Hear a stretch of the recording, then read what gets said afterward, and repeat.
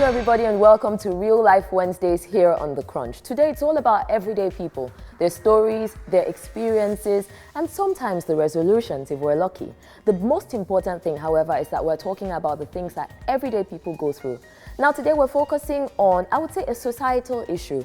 It affects majority, one group of people, but then we're going to expand the story into a larger concept, I would say, and go down to really the root of it. Today we're talking about women. That's the bottom line. And as always, I have a few guests in the house and we're going to break apart this topic.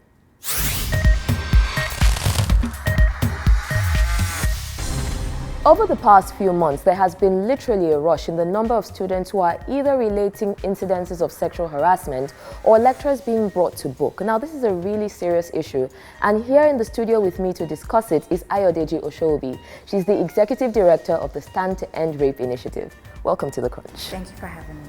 I'm sure you've noticed, like it seems like every week or every other week there's a story about a lecturer harassing a student or being brought to book, or a student coming out for her, to talk about her experience. Why do you think we're hearing so much about it all of a sudden? Sexual harassment has always been. We just haven't paid enough attention to it.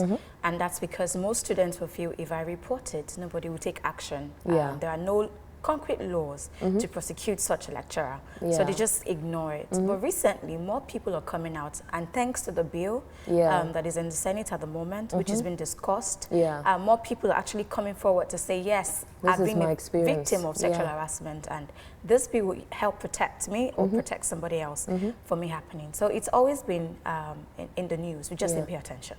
I have to say, I put out a tweet because usually when I'm preparing for episodes, I put it out on social media if anybody directly concerned would like to come speak. And I was very surprised that nobody responded. It was shocking because every female student who has schooled in Nigeria either has experienced it or knows somebody. So it does seem like there's a long-established culture of silence. Yes. Doesn't it? There is a culture of silence, and it just doesn't have to do with sexual harassment. When it comes to domestic violence and sexual violence, every form of violence, there is a culture of silence backing it up. And for students, it's a bit dicey because if you speak out, who's going to protect you? That's the first question. So if a lecturer is asking a student to give in or give a body to get a score, so if I report it to, say, a friend or a different lecturer, how much sure is not a friend of the lecturer who is harassing me? So they're always very careful not to aggravate the situation at hand. So you see so many students not talking about it or just telling their friends and keeping silent. For me, I didn't experience any form of sexual harassment, actually. I did not. But I know someone who had 2 extra years in school because she refused to sleep with a particular lecturer. And in my department back then in school, there is this lecturer, you just pray to God that he's not your project supervisor. But unfortunately for me, when you go to church and you pray and say, God, let it not be me. And then they call you to say, the list is out and it's me. So I was like, God, are you punishing me for something? But I was so shocked because it didn't harass me. As a matter of fact, I finished earlier than any other lecturer I wanted to be a supervisee. So I think it has to do with protection for those students. Do we have the right channel when a student reports a case of sexual violence or sexual harassment? Do we have the right channel for them to go through? And how sure are we that the person who harassed them would not do it again? Do you understand? So there is this pressure of, if I report a man and he knows, he will fail me more because nothing has been done about him. So there are a lot of issues surrounding people keeping silent about sexual harassment. I know, and I was a bit also surprised to hear that the universities are protesting the bill and saying that it stands against their autonomy. And I'm like, you guys have been autonomous for years and you don't have protocols in place to fix the situation.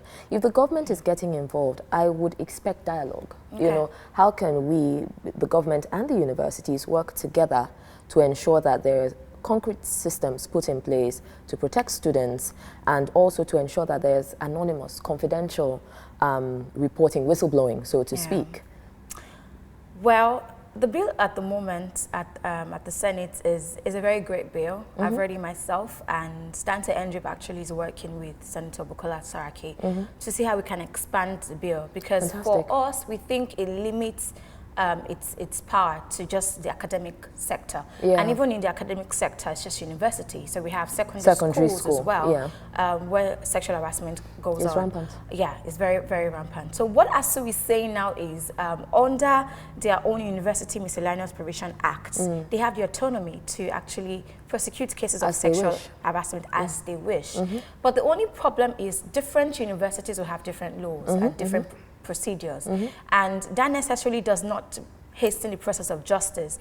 So what this bill is actually trying to do is to ensure that every school, in every tertiary institution in university actually has a procedure they go through. So ASUU is saying, no, we kick against the law. Let us handle it ourselves. Let's handle it ourselves. And also, it's like an attack on us.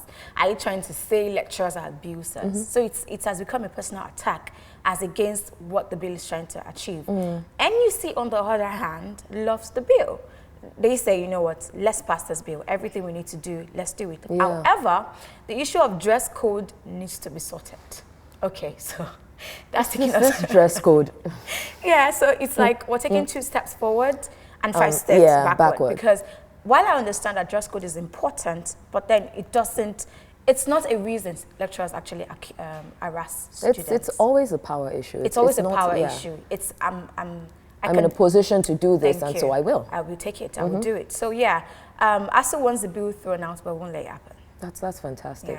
That's fantastic to know. And guys, you know, one of the things I'm realizing more and more with this show is that there is a lot that we're not as familiar with as we should be, and we should get familiar with it. So it doesn't matter whether you're a student or not. It doesn't matter whether you're male or female. This is a bill that we should all get interested in. We should all get behind.